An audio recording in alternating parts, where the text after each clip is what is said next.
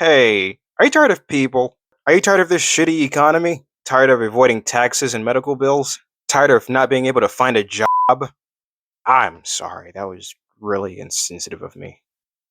I apologize if that offended you. Anyway, if you answered yes to any one of those things, you're in luck. I'm about to introduce you to the world of RPGs. Not your favorite rocket propelling heavy artillery, though these can get very explosive. I'm talking about role playing games.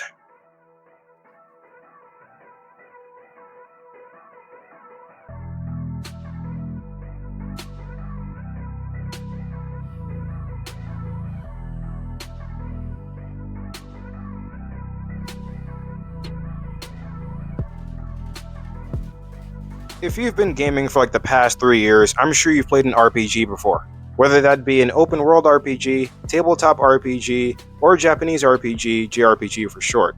There is no shortage of these games, and that's for very good reason. It's because more often than not, these games are a true gem of historical beauty and human ingenuity. Plus, there's no fucking taxes. Of course, the glacier is much larger, that's not even really the tip of it. In a lot of these single player or multiplayer experiences, you technically get to experience things you never could in real life, like owning a home or having a girlfriend.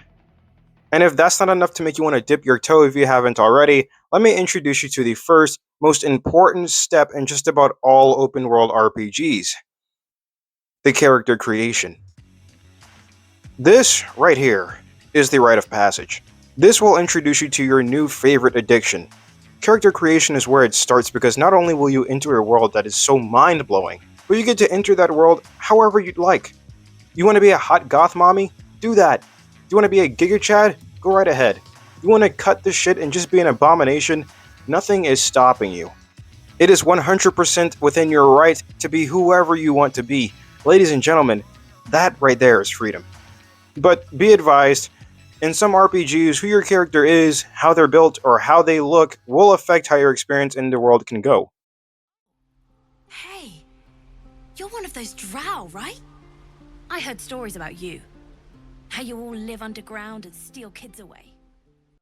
Dragon's Dogma took body proportions to the extreme by making your strength, agility, and speed tailored to the weight and size of your character's body. Racial tension is also seen in Skyrim. It's pretty fucked up, but that's realism. No world is all sunshine and rainbows. That touch of human or outer worldly being conflict is what makes that world feel like a real one.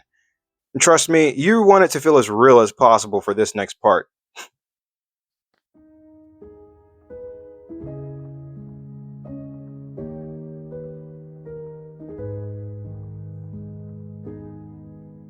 Romance in an RPG, I'd argue, is just as important as your weapons and armor. It's another part of the adventure that immerses you by giving you the option of finding intimate or romantic connection. You transported yourself to an entirely different dimension. You shouldn't have to go through the struggles of modern dating. You shouldn't even be forced to date a human in that regard. In the more modern developments, the characters that you can find yourself in a relationship with have stories of their own. These stories are often very in depth. It gives you a deeper look inside the person you may call yours soon. You may learn about their past, learn how they handle things, learn about what makes them tick. That is all necessary in deciding if you want them to accompany you as your lover.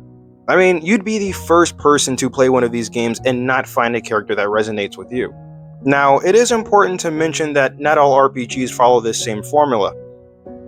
Yes, I'm looking at you, Skyrim. Sometimes romance is implemented as just a cut to a black screen. Other times it's a full on movie, you'd think you've tabbed out to the hub or something. Beyond the intimate moments, some of these games allow you to spend quality time with your significant other.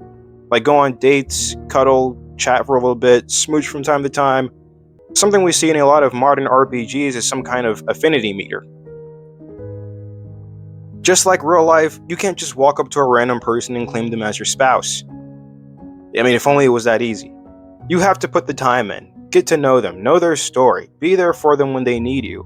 Then at that point, you could have the partner of your dreams always ready to be at your side, no matter what treacherous adventure you embark on. Tell me that shit isn't better than modern dating. Matter of fact, you know what else is better than modern dating? The like and subscribe buttons. They're not going to leave you unread. Why don't you go ahead and get acquainted? Anyway, moving on to the biggest selling point in probably all RPGs: the combat. You remember when I said you had the freedom to be whoever you wanted to be, right? Well, you also have the freedom to fight however the hell you want to as well.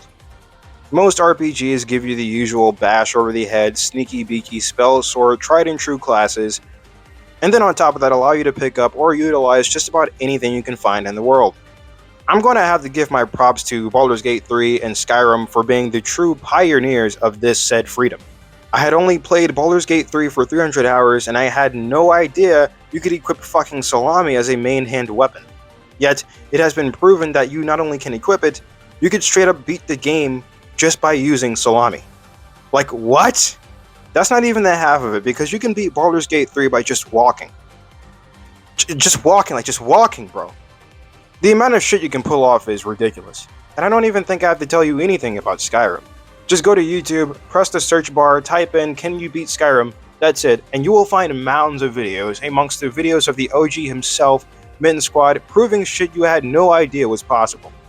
But even besides the wacky builds and salami slapping, RPGs remain that genre that always brings a fresh way to experience combat.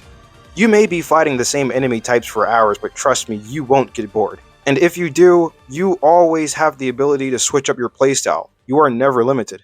Now, for the most beautiful part of an RPG, I want you, yes you, to take a deep breath.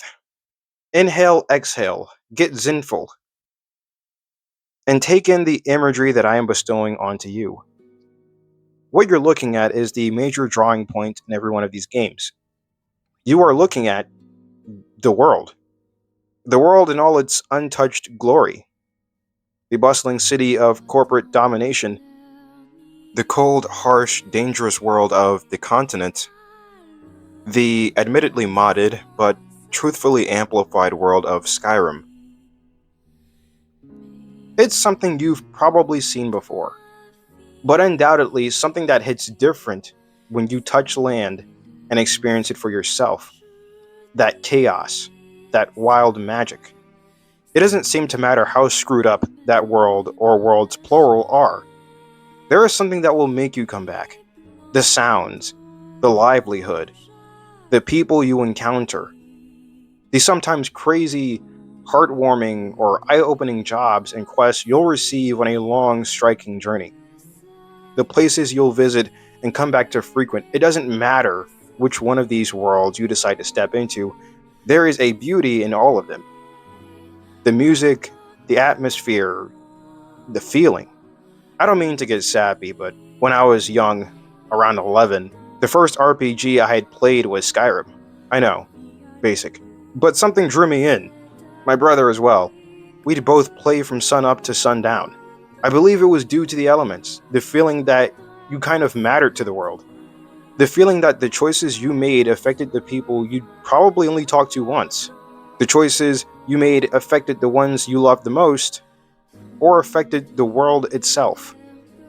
I think the true beauty of an RPG, obviously, is that we can let go of our real life burdens, all while being a part of an experience where you can be whoever and whatever you want to be.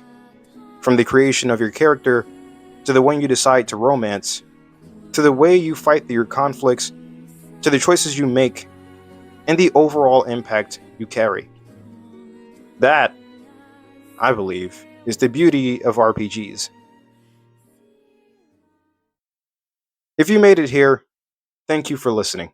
Please leave a like so someone else can find the beauty too. If you've already played an RPG, share your experience in the comments. I'd love to hear it. If you haven't, but you want to give it a try, maybe I or someone else in the comments can suggest a game that best suits you. And subscribe to see me yap about more gaming related topics. Hopefully, I'll be talking to you later. Stay easy.